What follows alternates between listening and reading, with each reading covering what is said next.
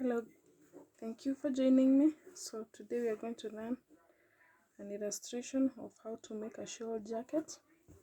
A shawl jacket is a jacket where you have the cut together collar.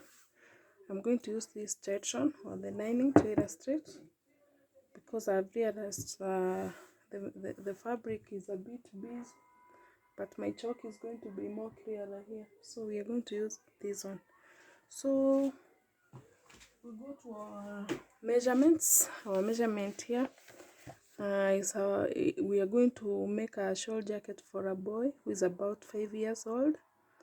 So among the measurements that you require is the shoulder, the waist, the chest, the hips, and the sleeve, and of course the full length of the shawl jacket. So after calculation, you have to fold your fabric with the biggest measurement that you have.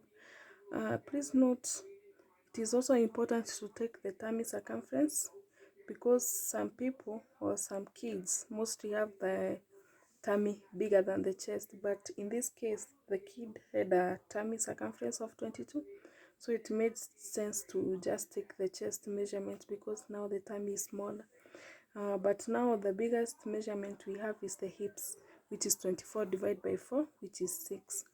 So we are going to fold depending on the biggest measurement, which is 6, plus the allowance. The allowance that you're going to leave is for the button and for the collar where it's going to overlap. So we are going to use about 3 inches. So 6 inches plus 3 inches is 9, plus 2 sewing allowance, which is going to be 11. So let's see what we have here. The folding is up to here, so I'm going to see if I have enough fabric. Yeah, I do have enough fabric. It's 11.5 all through. So what you're going to do first of all is to mark our allowances for the collar.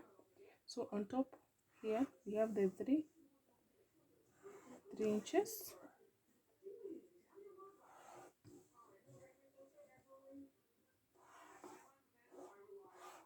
You can join using your ruler or your freehand if you're good at it, but I would recommend you use your ruler.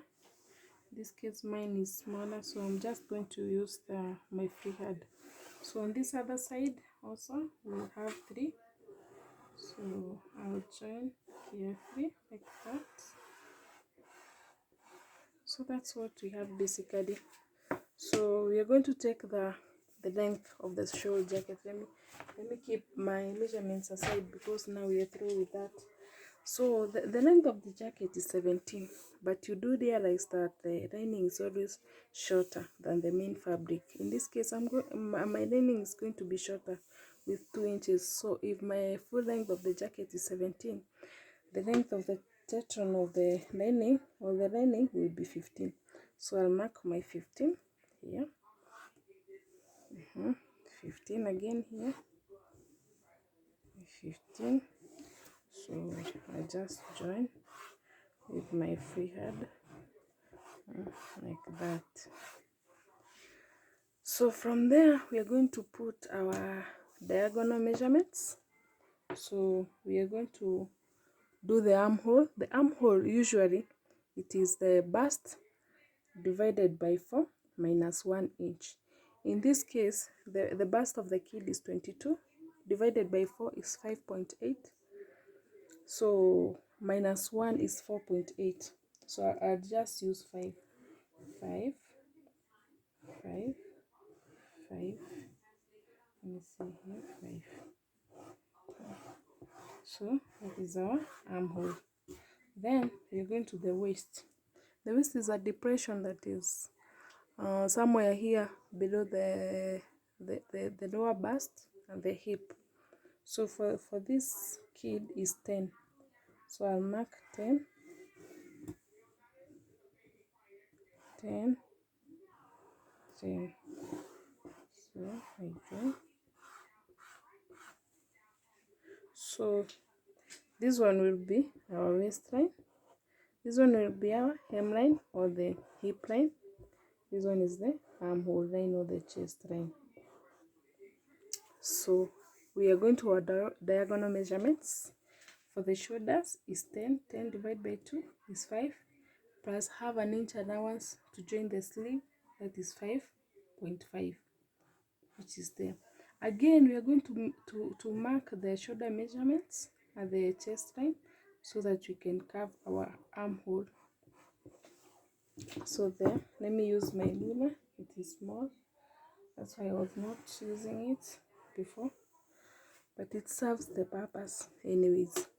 So for the neckline, mostly you find that you can measure the neckline, you divide by 12, but then again you can use the standard measurements. You find that there are always standard measurements, like for adults it's about 3 by 3. If you're making the shawl jacket, for kids it's 2 by 2. So I'm just going to use the standard measurements. So 2 by 2 for the kid, and I'm going to carve nicely like that. So we are going to slant our shoulders. Our shoulders are not straight, they are always slanting, so you can always slant. And for the adults, you slant by 1 inch. For the kid, I'm going to slant using half an inch there. Then I'll join to the neckline end like this. Then we are going to measure the line from where we've slanted to the chest line to see what we have. In this case we have 4.5, so we are going to mark half of the line from the slanting to the chest line. So half of 4.5, you can always, fold your tape. 4.5, you bring the end to where the 4.5 is. So you just do something like this to get the center. So it's about I don't know how to read the tape, but it helps. So where the folding is about here, so that's where the center is. Then you're going to go in by about half an inch. You realize that some jackets have a puff on the armhole because maybe people don't carve. That's why it is always good to carve. So we are going to carve nicely.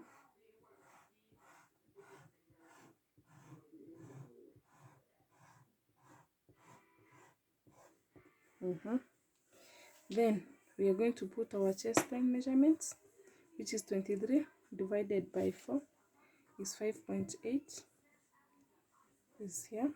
Then plus 2 inches allowance there. The waistline is for this kid was 22 divided by 4 is 5.5 plus 2 inches allowance. For the hips, it was 24 divided by 4 is 6 plus 2 inches allowance. So that's what we have. Then again, we are going to go to the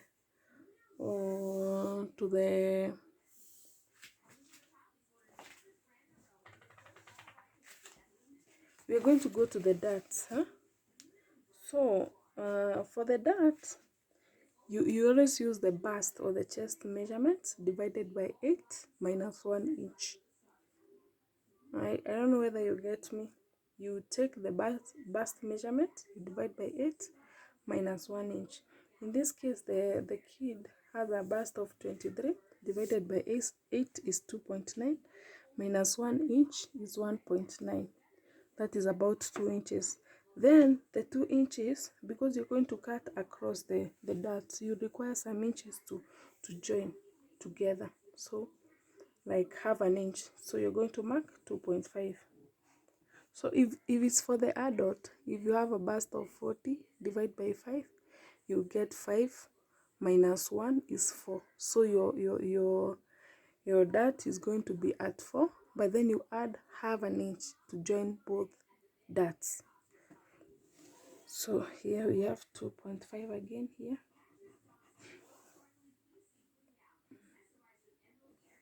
2.5. So at the waistline, you're going to it is half an inch, I mean an inch, so have an inch on both sides at where you've marked the 2.5. So there, then you join.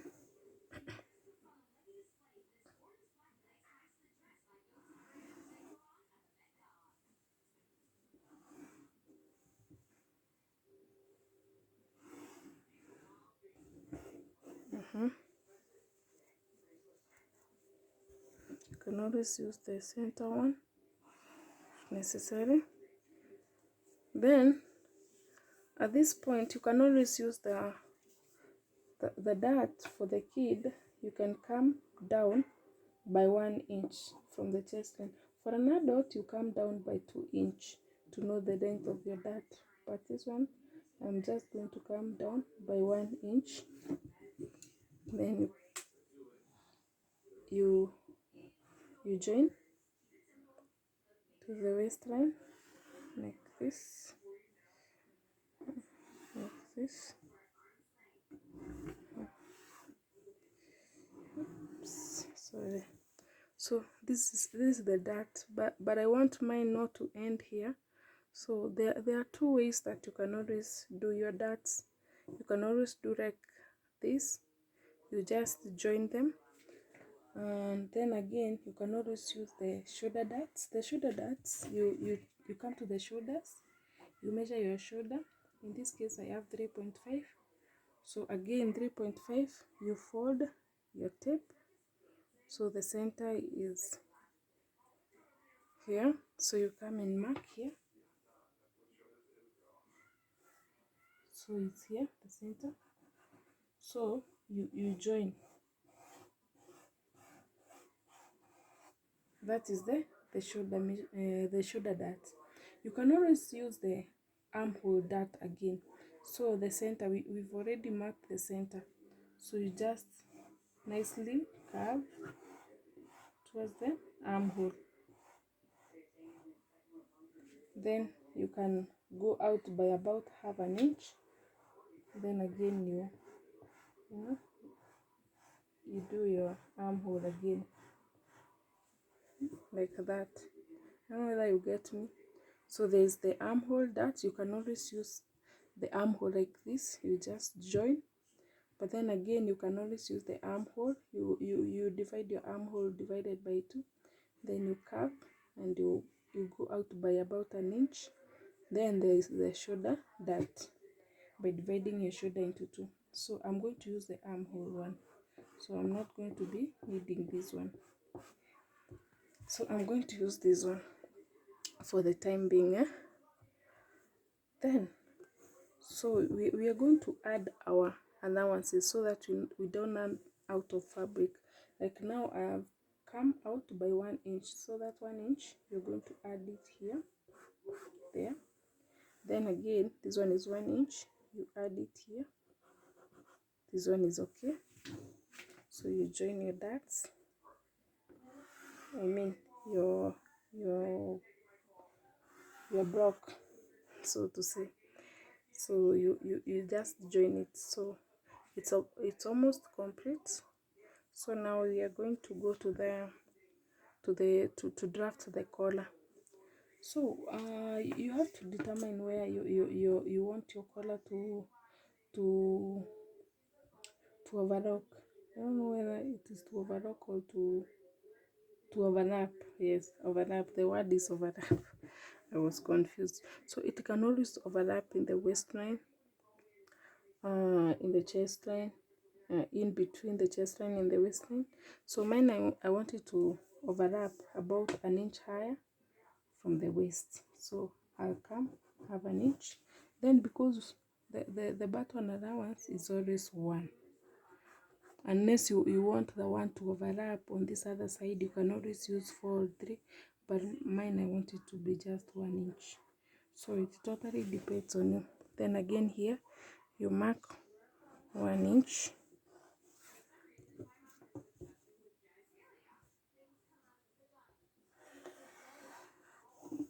So you see my button will come somewhere here. So from there you're going to curve this line. I mean to join this line to the neckline end. Let me show you so that it can make sense. So you start from where the button line, the button allowance is going to add to the neckline like this.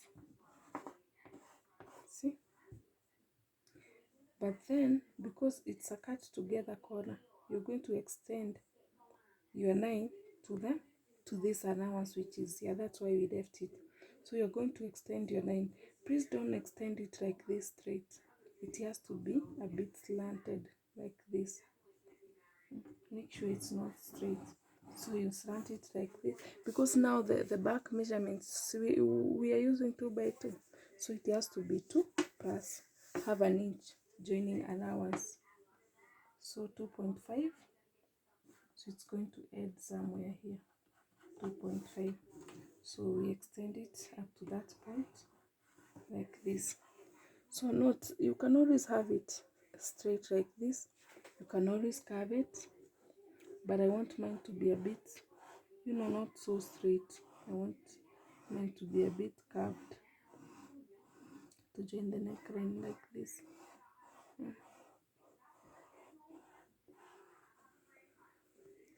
Get me? Then you come here for your collar to relax, so that it's not, you know, looking funny. You have to go out by about half an inch there and join it to the line like that. See, this half an inch is very important. It helps the collar to relax. So now you're going to determine the length of your collar the way you want it. Mostly you can use 2.5, 3, but mine I want it a bit big, so I'm going to use 3. So 3 inch is going to be somewhere there. So I'll join. See, I almost came out of fabric, but God is good. So after now you measure your length. Then from here you just join with a straight line like this, or even curve. Here it totally depends on you again. So I don't want mine to be very straight, so I'm just going to curve it. Let me show you. You can always have it straight. So that's about, you can have it straight like this, but I want mine to be a bit curved.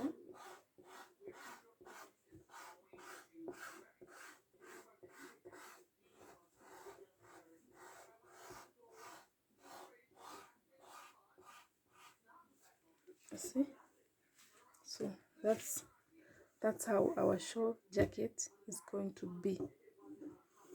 So now we are going to cut.